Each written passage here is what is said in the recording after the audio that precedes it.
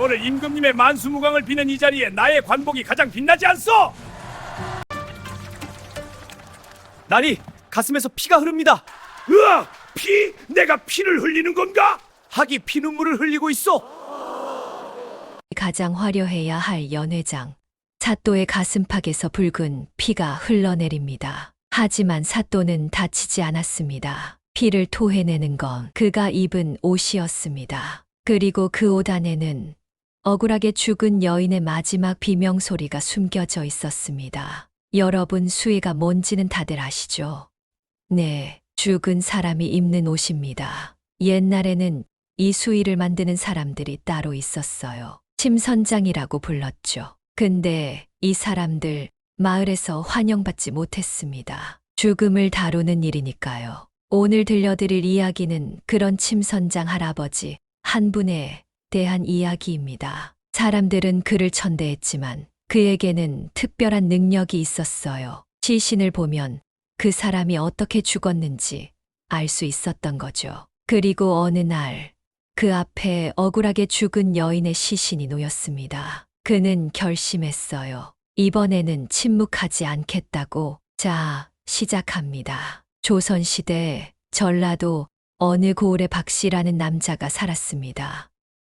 나이는 60을 넘겼고 홀로 살면서 수의를 만드는 일을 했어요. 마을 사람들은 박씨를 피했습니다.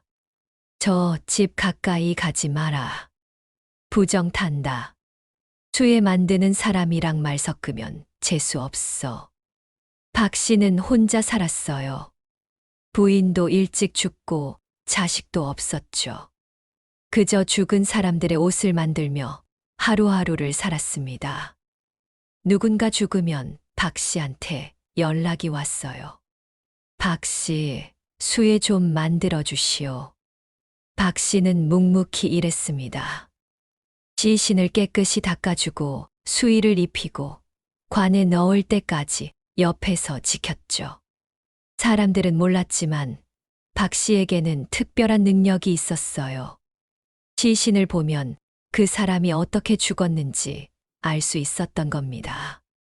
목에 남은 미세한 멍, 손톱 밑의 흘, 피부의 작은 반점. 이런 흔적들을 보면 죽기 직전에 무슨 일이 있었는지 보였어요. 이 사람은 물에 빠져 죽었구나. 이 사람은 독을 먹었어. 이 사람은 누군가한테 맞아 죽었네. 하지만 박씨는 함부로 말하지 않았습니다. 말해봤자 믿어주지도 않을 거고 오히려 자기만 위험해질 수 있었으니까요. 그저 조용히 죽은 이들을 보내드리는 게 박씨가 할 수 있는 전부였어요. 어느 날 박씨는 작은 장부를 하나 만들었습니다. 그리고 그 안에 자기가 본 것들을 적기 시작했어요. 김씨 남편 등에 칼자국. 도적이 아니야. 이씨 아들 목에 끈 자국. 스스로 간 게 아니야. 박씨 며느리 온몸에 뭐 남편이 때린 거야. 이렇게 적어두면 언젠가 쓸 일이 있지 않을까 싶었어요. 그렇게 몇 년이 흘렀습니다. 어느 봄날이었어요. 고을 사또댁에서 급히 사람이 왔습니다. 박씨, 빨리 좀 오시오. 사또 나리첩이 갑자기 돌아가셨소. 박씨는 수의를 챙겨서 사또댁으로 갔어요. 사또는 고을에서 제일 높은 양반이었죠. 그런 집에 불려가는 건 처음이었습니다. 사랑채에 도착하니 사또가 심각한 얼굴로 서 있었어요. 박씨, 수의를 급히 준비해 주시오. 내일 장례를 치를 것이니. 알겠나이다. 박씨는 안채로 안내를 받았습니다. 방 안에 젊은 여인의 시신이 누워 있었어요. 20살도 안 돼 보이는 아름다운 여인이었죠. 이렇게 젊은 사람이. 박씨는 시신을 살펴봤습니다. 겉으로 보기엔 평온해 보였어요. 마치 잠든 것 같았죠. 하지만 박씨는 이상한 느낌을 받았어요. 뭔가 이상한데. 박 씨는 시신을 깨끗이 닦기 시작했습니다. 얼굴을 닦고 손을 닦고 목을 닦는데 그때 발견했어요. 목덜미 옆쪽에 아주 작은 멍이 있었습니다. 손가락 굵기만 한 붉은 자국. 이건 박 씨는 더 자세히 살펴봤어요. 목 양쪽에 대칭으로 멍이 있었습니다. 마치 누군가 손으로 꽉 조른 것 같았죠. 그리고 눈 흰자 위에 아주 작은 핏줄이 터진 흔적도 보였어요. 이 사람은 목 졸려 죽었구나. 박 씨는 온몸에 소름이 돋았습니다. 병으로 죽은 게 아니었어요. 누군가 이 여인을 죽인 거였죠. 박 씨는 조용히 수의를 입혔습니다. 하지만 머릿속은 복잡했어요. 누가 이 여인을 죽였을까?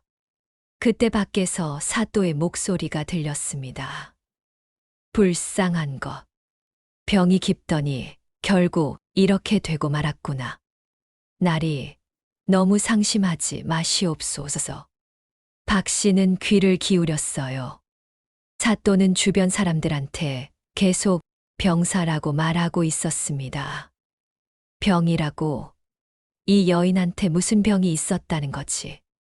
박 씨는 시신을 다시 살폈어요. 병으로 죽은 사람은 특징이 있습니다. 살이 빠지거나 피부가 누렇거나 손발이 마를 수 있죠. 하지만 이 여인은 건강해 보였어요. 살도 적당히 있고 피부도 깨끗하고 손도 곱고. 이건 병이 아니야. 분명 누군가. 박 씨는 더 조심스럽게 살펴봤습니다. 손톱 밑에 뭔가가 끼어 있었어요. 파란색 실 조각이었죠. 이건 비단실. 여인이 죽기 직전에 범인의 옷을 붙잡았던 것 같았어요. 박 씨는 그 실을 조심스럽게 빼서 수의 안쪽에 몰래 넣어뒀습니다. 수의를 다 입히고 나서 박 씨는 사또를 찾아갔어요. 나리, 수의를 다 입혔나이다. 수고했소도. 이걸 받으시오. 사또가 돈을 주려고 했어요. 그런데 박 씨는 다른 제안을 했습니다. 나리, 제가 감히 청이 있사옵니다. 청이라니? 나리께서 입으실 관복이 낡으셨다고 들었사옵니다. 제가 수선해드리고 싶사옵니다. 사또는 의아한 표정을 지었어요. 관복을, 그건 침선비가 하는 일인데. 제가 젊었을 적에 해본 적이 있사옵니다. 흉배 수선 정도는 할 수 있사옵니다. 사또는 잠시 고민하더니 고개를 끄덕였습니다. 그래, 좋소. 다음 달에 중요한 연회가 있으니 그때까지 수선해 주시오. 감사하옵니다. 나리. 박 씨는 관복을 받아 들고 집으로 돌아왔어요. 박 씨는 집에 돌아와서 관복을 펼쳤습니다.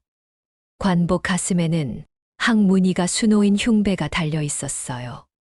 박 씨는 흉배를 조심스럽게 떼어냈습니다. 그리고 바느질 도구를 꺼냈죠. 바늘, 실, 그리고 여인의 손톱 밑에서 꺼낸 파란 비단실. 이 실로 진실을 밝히겠어. 박 씨는 밤새도록 작업했습니다. 먼저 흉배 뒷면에 얇은 천을 하나 더 덧댔어요. 이중으로 만든 거죠. 그리고 그 사이에 뭔가를 수놓기 시작했습니다. 붉은 실로 사살자를 아주 작게 썼어요. 그리고 옆에 목을 조르는 손 모양을 그렸죠. 너무 정교해서 자세히 들여다봐야 보일 정도였습니다. 하지만 박 씨는 거기서 멈추지 않았어요. 흉배 겉면의 항무늬에도 손을 댔습니다. 학의 눈 부분을 파란 실로 다시 수놓으면서 아주 미세하게 붉은 실을 섞어 넣었어요. 그리고 특별한 방법을 썼습니다. 붉은 실을 물에 풀리는 특수한 풀로 고정시킨 거예요. 평소엔 안 보이지만 습기가 차면 풀이 풀리면서 실이 풀리게끔요. 연 회장은 덥겠지. 사또가 땀을 흘리면 박 씨는 계획을 세웠습니다. 며칠 동안 밤을 새워가며 작업했어요. 그리고 마지막으로 흉배 뒷면 이중천 사이에 작은 종이를 하나 넣었습니다. 거기엔 이렇게 적혀 있었어요. 춘향 20살. 목에 손가락 자국. 누군가 목 졸라 죽일. 이건 박 씨가 장부에 적던 방식 그대로였습니다. 작업을 다 끝낸 박 씨는 관복을 다시 사또댁에 가져다 줬어요. 날이 수선 다 끝났나이다. 오, 수고했소. 또. 사또는 관복을 받아들면서도 자세히 살펴보지 않았어요. 박 씨는 조용히 집으로 돌아왔습니다. 한 달 뒤, 고을에서 큰 연회가 열렸습니다. 임금님 즉위 기념 축하 연회였죠. 고을의 모든 양반들이 모였고 사또도 새로 수선한 관복을 입고 참석했어요. 연회장은 더웠습니다.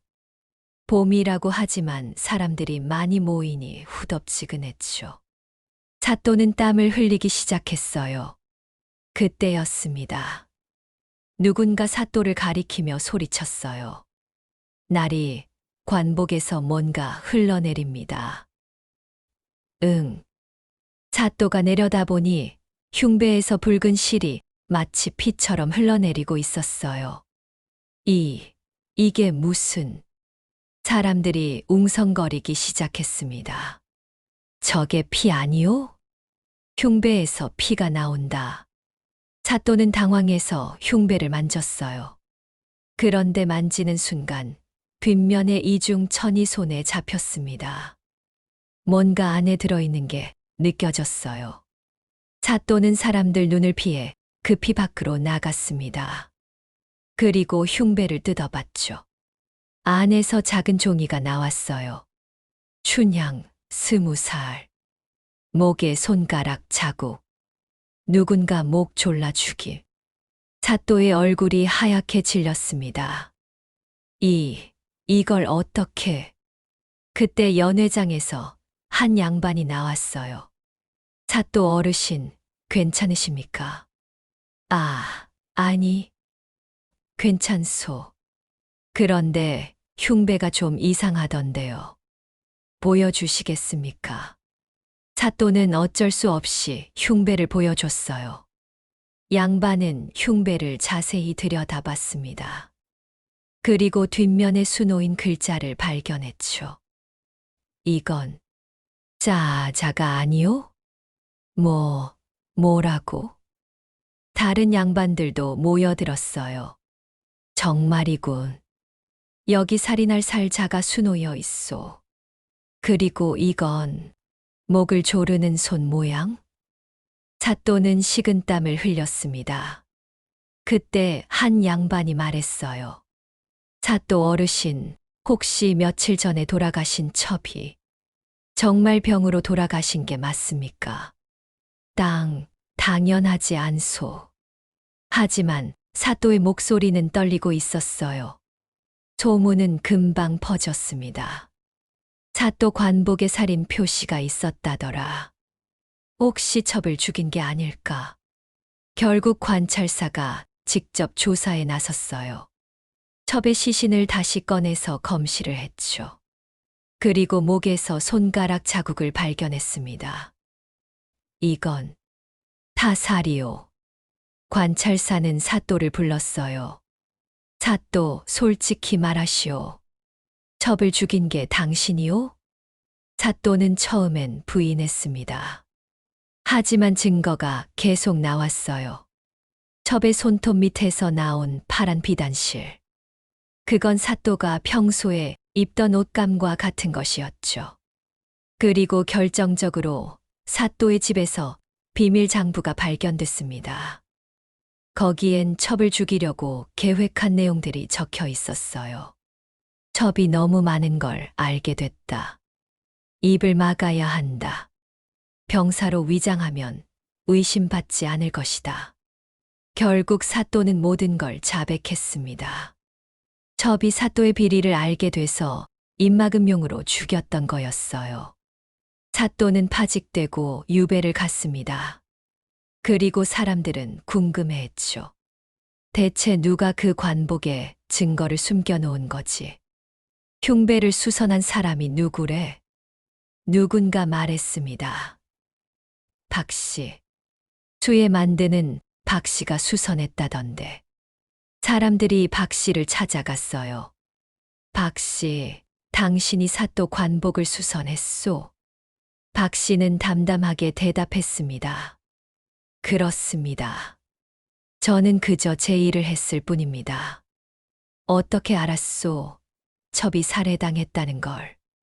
시신을 보면 알 수 있습니다. 죽은 이들은 말을 못하지만 몸에 흔적을 남기거든요. 사람들은 비로소 깨달았어요. 박 씨가 그동안 얼마나 많은 죽음의 진실을 봐왔는지. 그 후로 사람들의 태도가 조금 바뀌었습니다. 여전히 박 씨를 피하긴 했지만 무시하지는 않았어요. 오히려 존중하기 시작했죠. 박 씨는 죽은 이들의 목소리를 대신 전하는 사람이야. 저분 덕분에 억울한 죽음이 밝혀졌잖아. 박 씨는 여전히 홀로 살면서 수의를 만들었습니다. 그리고 여전히 장부에 기록했어요. 죽은 이들이 남긴 마지막 흔적들을. 어느 날 젊은 관원이 박 씨를 찾아왔습니다. 박 씨, 제게 가르쳐 주실 수 있겠습니까? 시신을 보는 법을요. 박 씨는 고개를 저었어요. 이건 배워서 되는 게 아닙니다. 죽은 이들을 진심으로 대하고 그들의 마지막을 존중할 때 비로소 보이는 것이지요. 관원은 고개를 숙였습니다. 박 씨는 창밖을 바라보며 말했어요.